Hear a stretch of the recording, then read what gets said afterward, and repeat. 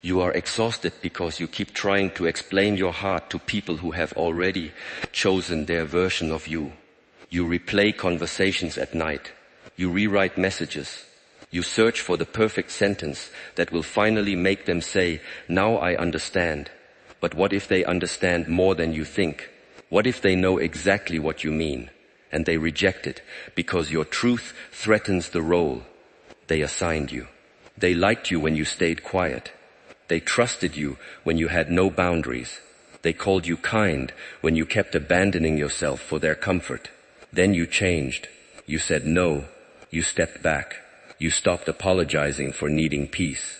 And suddenly, you became selfish, cold, difficult, or arrogant. That is when the real test begins. Will you betray yourself to protect your image in someone else's mind? Or will you accept the painful truth that some people can only love the version of you they can control? Stay with this, because the moment you stop begging everyone to understand you is the moment your energy, dignity, and freedom begin to return. How many times have you walked away from a conversation and continued it alone in your head? You replayed every sentence. You imagined better words. You wished you had explained yourself more clearly, more calmly, more perfectly. You wanted them to finally see your intentions, to understand why you acted that way, to recognize the pain behind your silence, the loyalty behind your decision, the exhaustion behind your distance. But they did not, and somewhere in that moment you began to doubt yourself. Not because you had done something wrong, but because someone else could not see what was true inside you. This is one of the quietest forms of suffering. Handing your inner peace to people who have already decided how they want to interpret you. You keep explaining. They keep misunderstanding. You speak more carefully. They listen more selectively. And eventually, you are no longer trying to communicate. You are standing before a courtroom that exists only in your mind, defending your character to people who were never interested in the evidence. Here is the truth you may not want to hear. Some people do not misunderstand you because you explained yourself poorly. They misunderstand you because your truth does not support the version of you they need to believe. And no perfect sentence can open a mind that is committed to remaining closed. You were taught that being understood creates connection. Sometimes it does. But when you make universal understanding your goal, connection becomes performance. You begin adjusting your personality for every room. You soften your honesty so no one feels challenged. You hide your ambition so insecure people remain comfortable. You make yourself smaller, quieter, easier to digest. Then one day, you look around and realize that everyone seems comfortable with you except you. That is the cost. The more desperately you try to be understood by everyone, the less clearly you understand yourself. Because every person sees you through a different window. One looks through the glass of admiration, another through jealousy. One sees your confidence and feels inspired. Another sees the same confidence and calls it arrogance. One respects your boundaries. Another is offended because those boundaries prevent them from using you. The same sun that softens wax hardens clay. The sun does not change its nature to control the reaction. Why do you? You cannot manage every interpretation of your existence. You cannot control the stories people tell themselves after you leave the room. You cannot enter every mind, clean every distorted mirror, and rearrange every conclusion. Even if you spend your whole life trying, you will fail. And in that failure, you may finally become free. There is a difference between communicating honestly and begging for approval. Honest communication says, "This is what I meant." Begging says, "Please believe that I am still worthy." Honest communication offers clarity once. Begging repeats itself until dignity disappears. You know the feeling. Your heart begins racing when someone thinks badly of you. You write a long message, delete it, rewrite it, and add more details. You explain your history, your intentions, your emotions, and every event that led to your choice. You believe that if you provide enough context, they will finally understand. But some people do not want context. Context would require them to reconsider their judgment. And judgment is often more comfortable than truth. So they take your explanation and use it as another opportunity to question you. They pull apart your words. They ignore what is clear and magnify what is imperfect. Now you are explaining your explanation. Pause there. When did your peace become dependent on passing an examination no one had the right to give you? There is an old story about a young traveler who carried a beautiful clay lamp through a village. At night, the lamp had been made by his mother, and its flame guided him across dangerous roads. At the first house, a man looked outside and said, "That lamp is too bright. You are showing off." The traveler covered part of the flame. At the second house, a woman said, "Your lamp is too dim. You must be hiding something." So he uncovered it. At the third house, someone complained that the lamp was old-fashioned. At the fourth, another said it looked too new to be trustworthy. At every door, the traveler adjusted it. He changed the flame, covered the clay, uncovered it, held it high, carried it low. By the time he reached the forest, he had become so distracted by the opinions of strangers that he failed to notice the flame had gone out. He stood in darkness, holding a lamp shaped by everyone except the person who needed its light. This is what happens when you live for interpretation. You lose the flame. You stop asking, "Is this true?" You start asking, "Will everyone agree?" You stop asking, "Is this decision aligned with my values?" You start asking, "How will this make me look?" That may seem like kindness or emotional intelligence.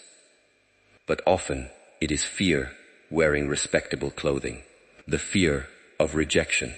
The fear of being called selfish. The fear that someone will tell a false story about you and others will believe it. So you keep proving. You prove that you are kind. You prove that you are loyal. You prove that you tried. You prove that you did not mean harm. Yet the need to constantly prove your goodness slowly poisons it. Your kindness becomes anxious. Your generosity becomes strategic. Your apologies become automatic, even when you have not betrayed your values.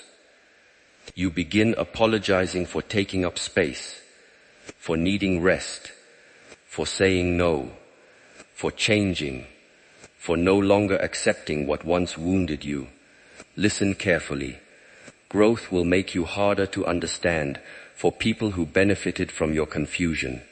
When you had no boundaries, they called you loving.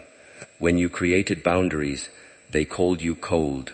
When you stayed silent to avoid conflict, they called you peaceful. When you finally spoke honestly, they called you difficult. When you abandoned yourself to keep the relationship, they praised your loyalty. When you chose yourself, they accused you of changing.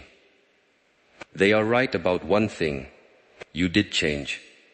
A seed must break its old shape before it can rise through the soil. To the shell, growth feels like destruction. To the life inside, it is the beginning. Not everyone who questions your change deserves an explanation. Some deserve a conversation. Some deserve patience. Some may truly care and simply lack information. Wisdom does not mean becoming emotionally unavailable or refusing to clarify anything. It means knowing the difference between a person seeking understanding and a person seeking control. A person seeking understanding asks questions and listens to your answers.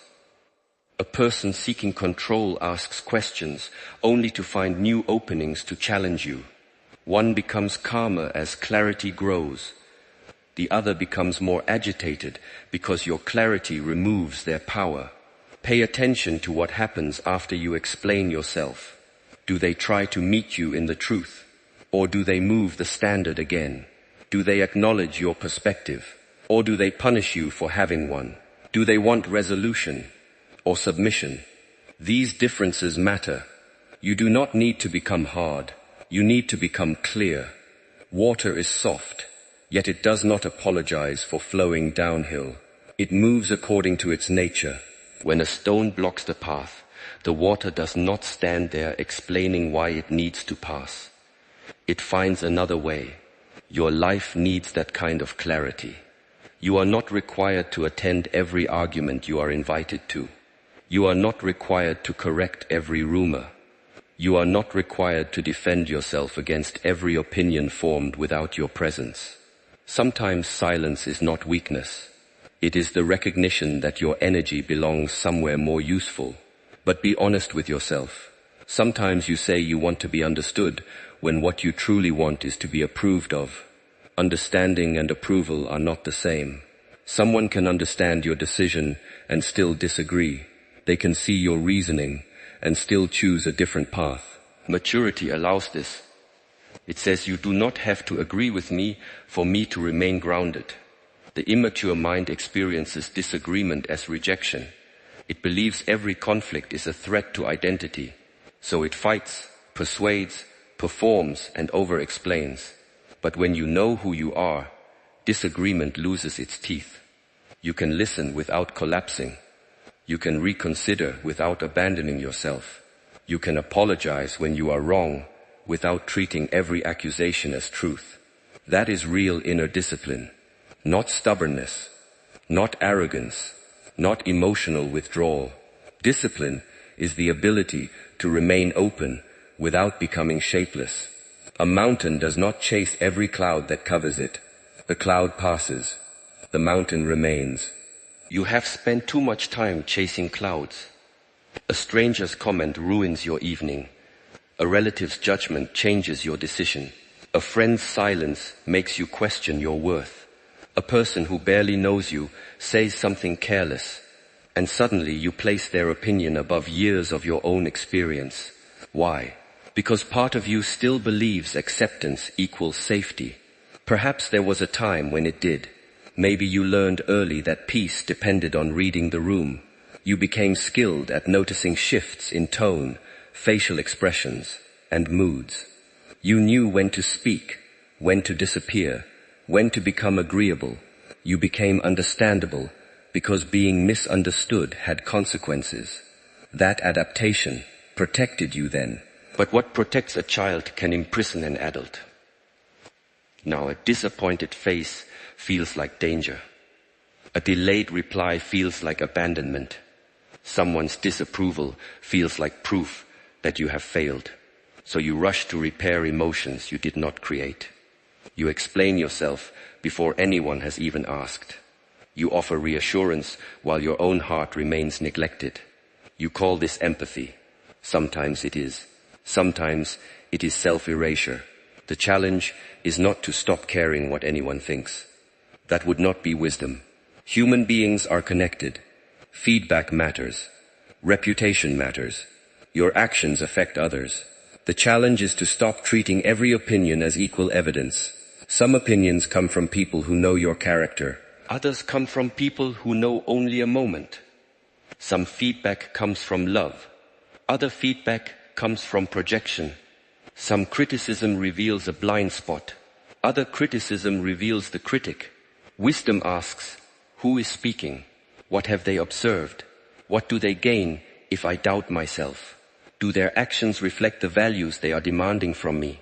Do not reject criticism simply because it hurts, but do not accept it simply because it was spoken confidently. Even poison can be served in a beautiful cup, and medicine can taste bitter. You must learn to tell the difference. This requires stillness. When someone misunderstands you, resist the immediate urge to react. Let the first fire pass through your body without allowing it to control your hands or tongue. Breathe. Ask yourself 3 questions. Is there truth in what they are saying? Is clarification likely to create genuine understanding? And if they never understand, can I still stand peacefully in my decision? The 3rd question is where freedom begins. Can you remain loyal to truth without receiving applause? Can you continue walking when the people behind you misunderstand why you left? Can you allow someone to be disappointed without making their disappointment your identity? This is difficult because the ego wants a clean ending. It wants everyone to say, "Now I see. You were right."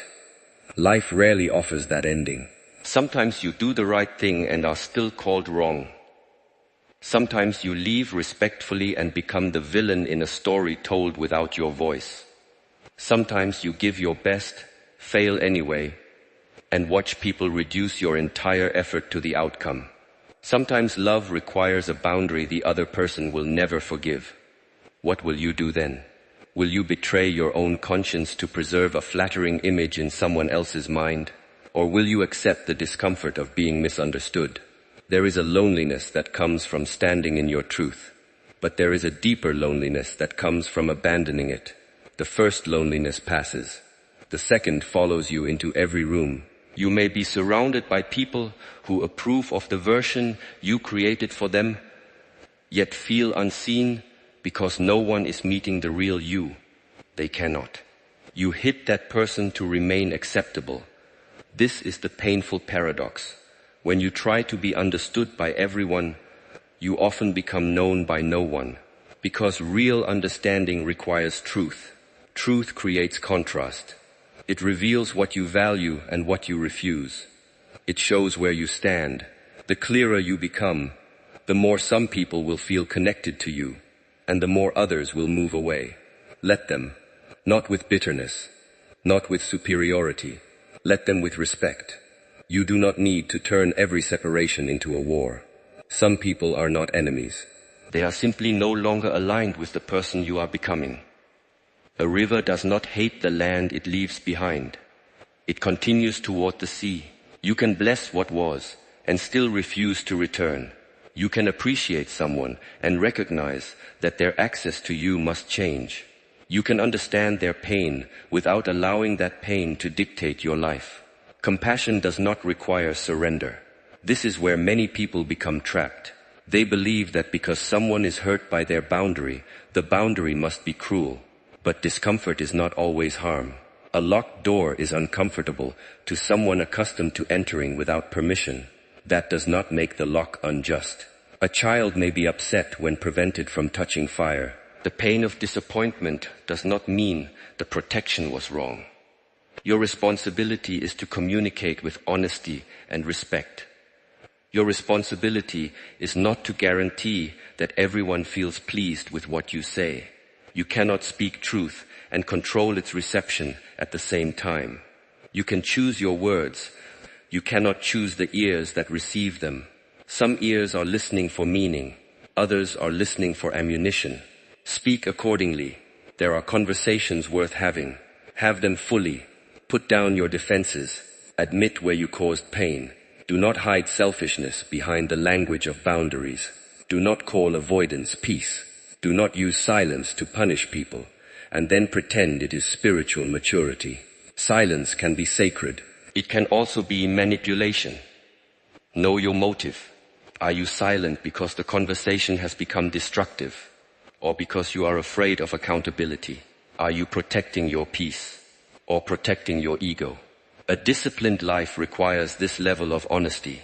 You cannot demand to be understood while refusing to understand the impact of your behavior. You cannot claim that everyone misjudges you if the same wound follows you through every relationship. At some point, the pattern deserves your attention. Perhaps they do not see you clearly, but perhaps there is also something you do not yet see in yourself. Freedom from overexplaining does not mean freedom from self-examination. In fact, the less you depend on external approval, the more honestly you can examine yourself. You no longer need to defend every mistake, because a mistake no longer threatens your entire F-worth. You can say, "I was wrong," without saying, "I am worthless." You can say, "I could have handled that better," without accepting a false description of your character.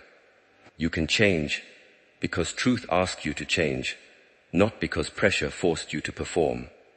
This is strength without hardness, humility without self-rejection, clarity without cruelty. You will know you are healing when you no longer need to win every narrative.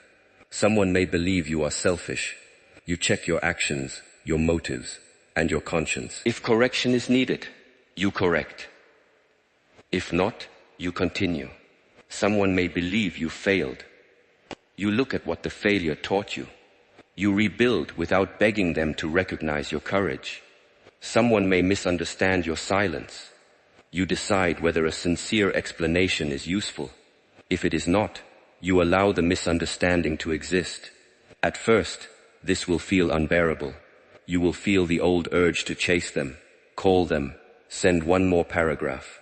Your mind will say, just make them understand, then you can rest. But you already know this promise is false. You have made them understand before, and another accusation appeared. You answered one question, and 3 more replaced it.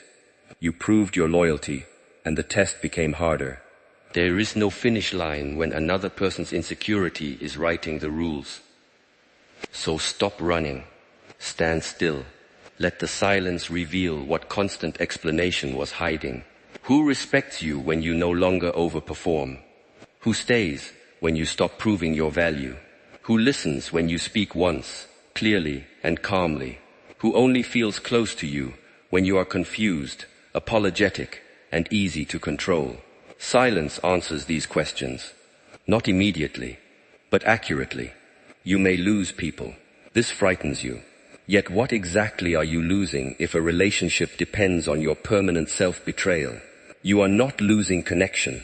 You are losing a contract in which you agreed to disappear so someone else could remain comfortable. That contract should end. Still, do not become proud of being misunderstood. Some people build an identity around being the lone person who sees the truth.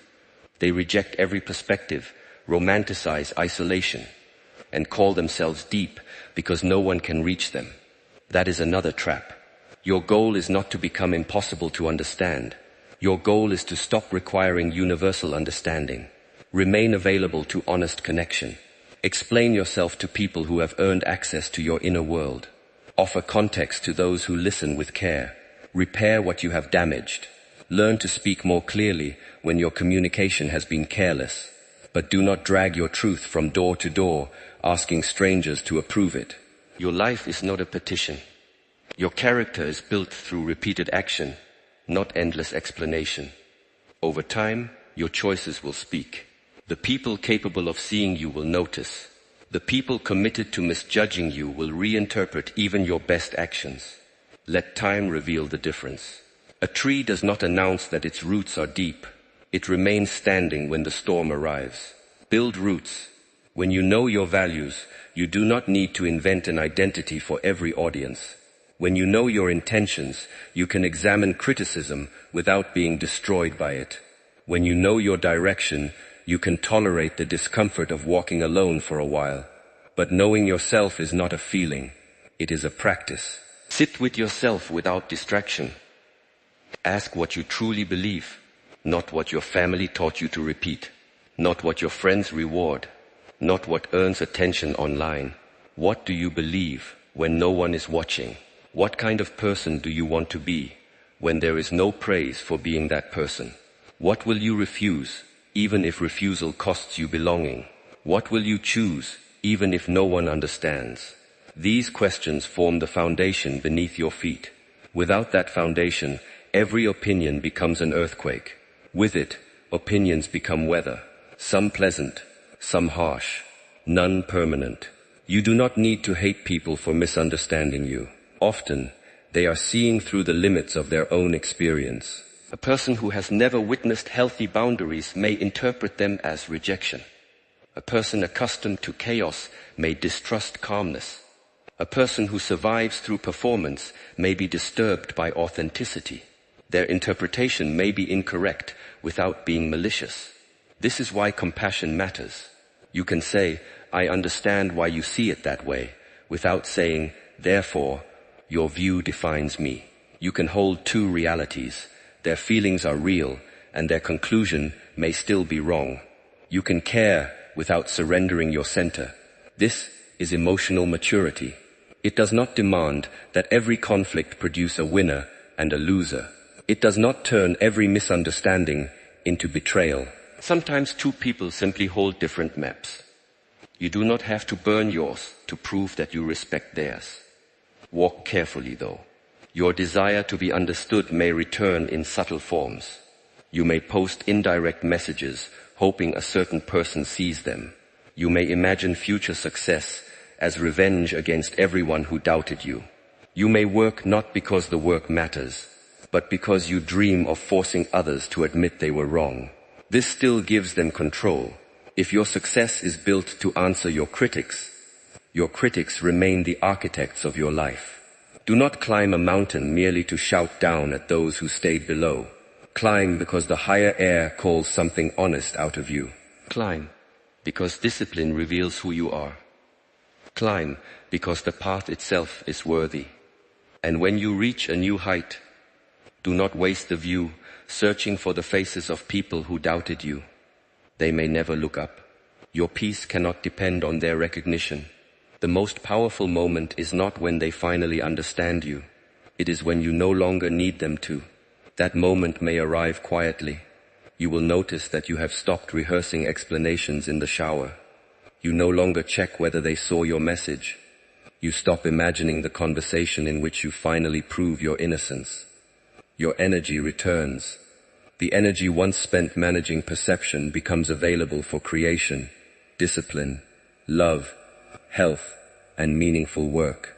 You become present again, not because everyone changed their mind,